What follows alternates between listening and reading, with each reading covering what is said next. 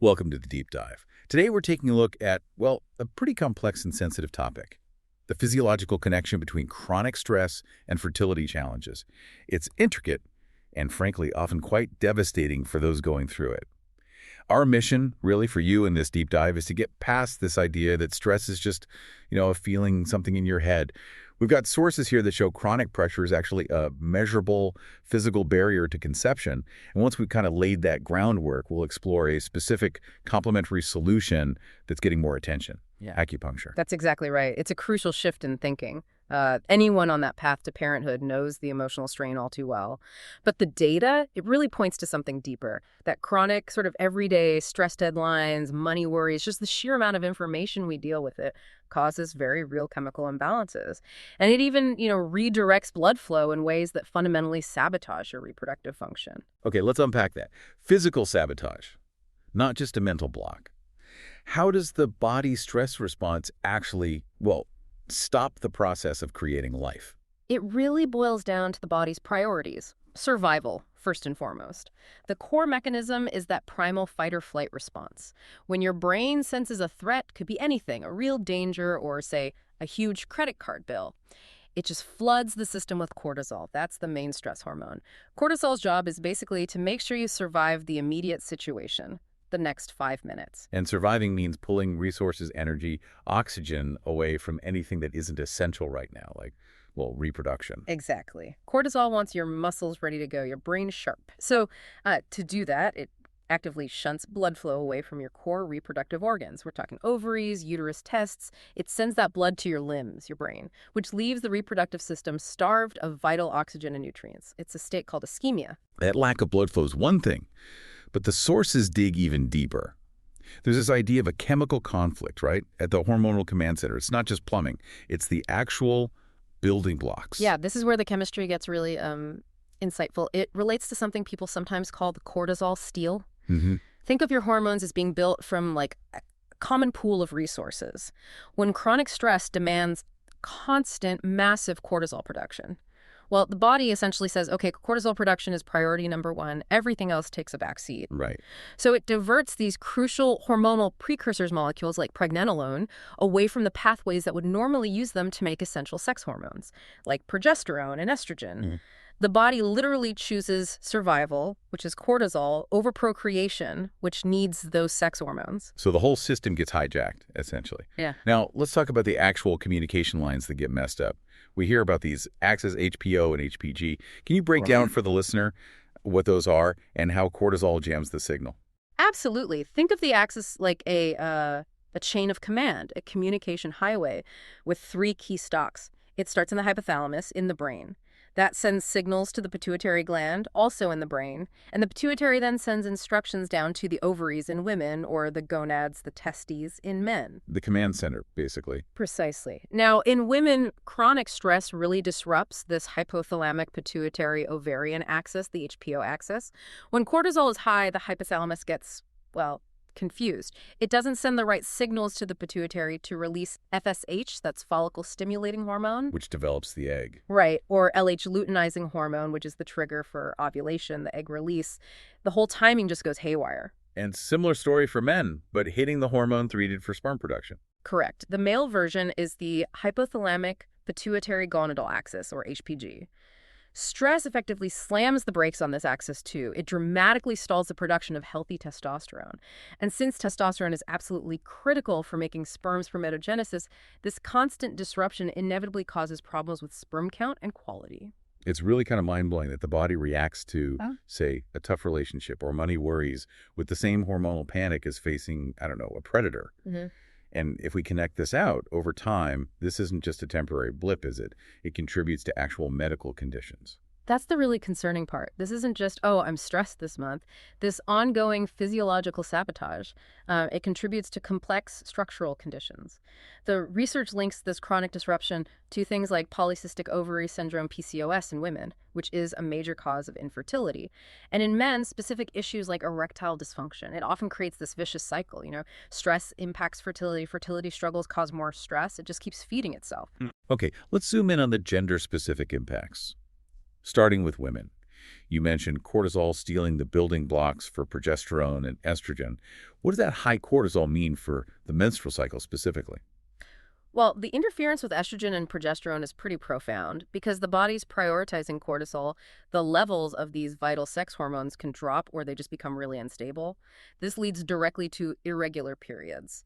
And in more severe cases, ovulation might be delayed or it might not happen at all. That's called an ovulation. And obviously, if there's no egg, conception can't happen. And even if an egg is released, the timing afterwards, that luteal phase, is super critical for implantation, isn't it?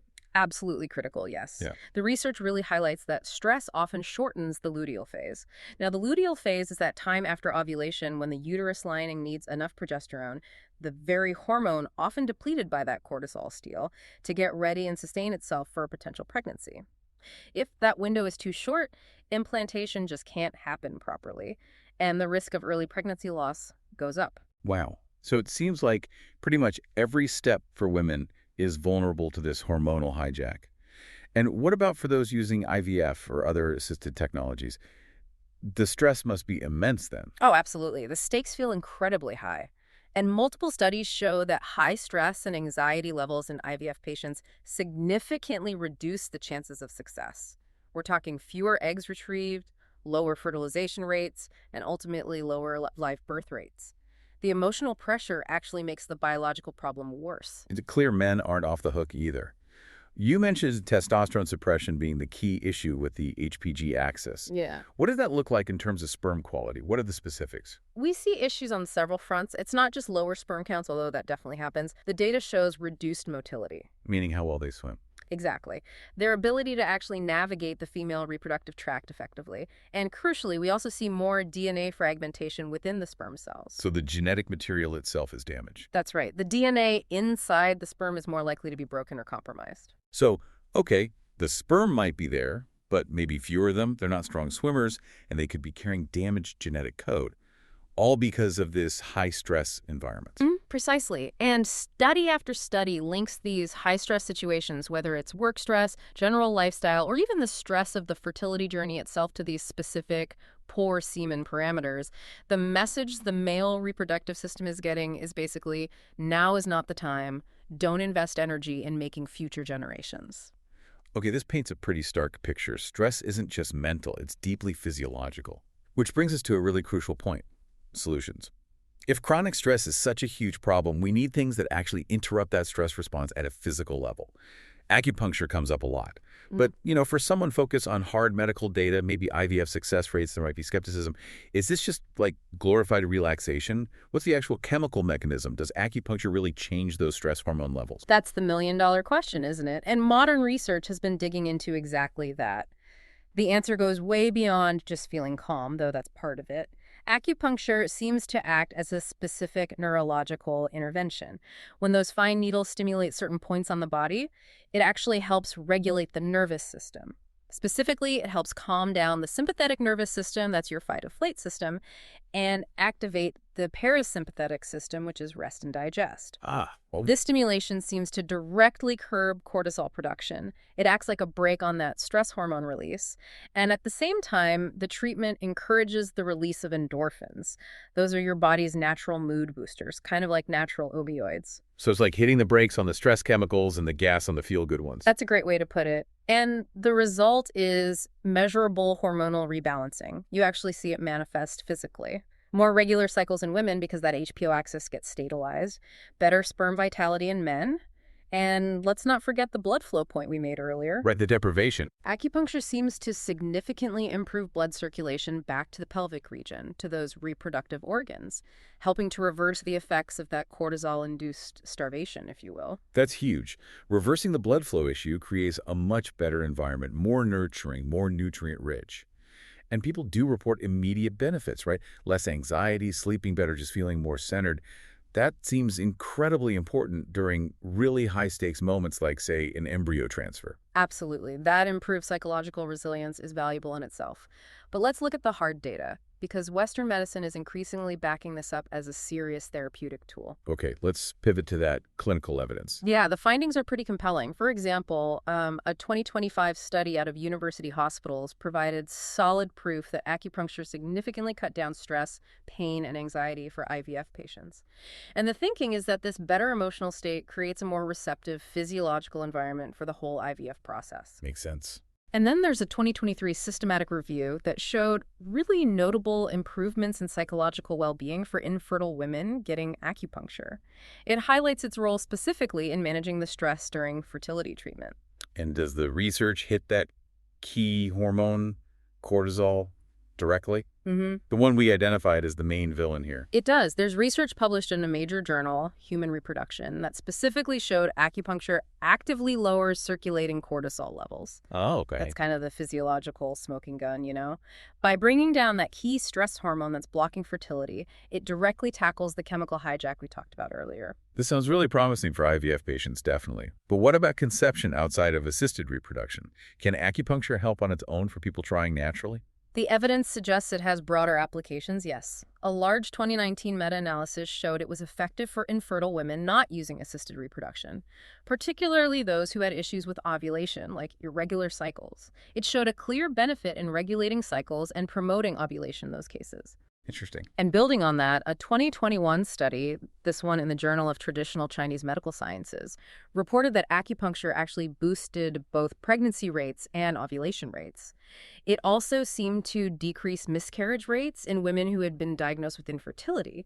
So it suggests it's doing more than just making you feel better. It's having a tangible therapeutic effect on outcomes. And I see a 2014 overview here in the International Journal of Women's Health that seems to kind of pull this all together, positioning acupuncture for general reproductive health. Exactly. It highlighted its potential for improving menstrual regularity and just better stress management in the whole fertility picture. So when you look at all this accumulating evidence, it really positions acupuncture not as some fringe alternative, but as a scientifically validated complementary strategy in modern fertility care. And it works specifically because it targets and helps neutralize that chronic physiological stress response. Okay, so for listeners who are hearing this, seeing the physiological argument, the data, and are thinking, okay, I'm interested in exploring this, where do they go? It sounds like you need someone who really gets the reproductive side of things, not just general acupuncture. Oh, specialized knowledge is absolutely key here. You definitely want a practitioner who understands reproductive endocrinology and the nuances of fertility. The materials we reviewed specifically mention one resource, the Berkeley Center for Reproductive Wellness in New York City. They're highlighted because apparently they were the very first acupuncture group in the U.S. to specialize only in treating fertility issues. They've been doing it for over 2 decades, supporting thousands of people, and really integrating that traditional knowledge with modern medical approaches. That kind of focused, deep experience seems really important. So for anyone listening who wants to check that out, the details are www.berkeleycenter.com, or the phone number is 212-685-0985. It really comes back to that core idea. Empowering your fertility journey has to involve addressing stress, not just emotionally, but chemically. So we started this deep dive, seeing stress maybe as this vague roadblock. But the sources really laid out a clear physiological map, didn't they? We saw the blood flow redirection, the cortisol steal hijacking hormones, the disruption of those critical HPO and HPG communication axes. It all connects chronic pressure directly to challenges in conceiving. It's a full-body response, rooted in survival. And understanding that mechanism, understanding how deeply physical it is, leads us to maybe a final thought for you to consider. We talked quite a bit about how fertility struggles themselves create more stress, feeding into that difficult cycle. So knowing now just how critical that hormonal balance and consistent blood flow are for success, what opportunities can you find outside of a doctor's office or an acupuncture clinic to proactively interrupt that stress cycle in your own daily life? That's maybe something to mull over until our next deep dive.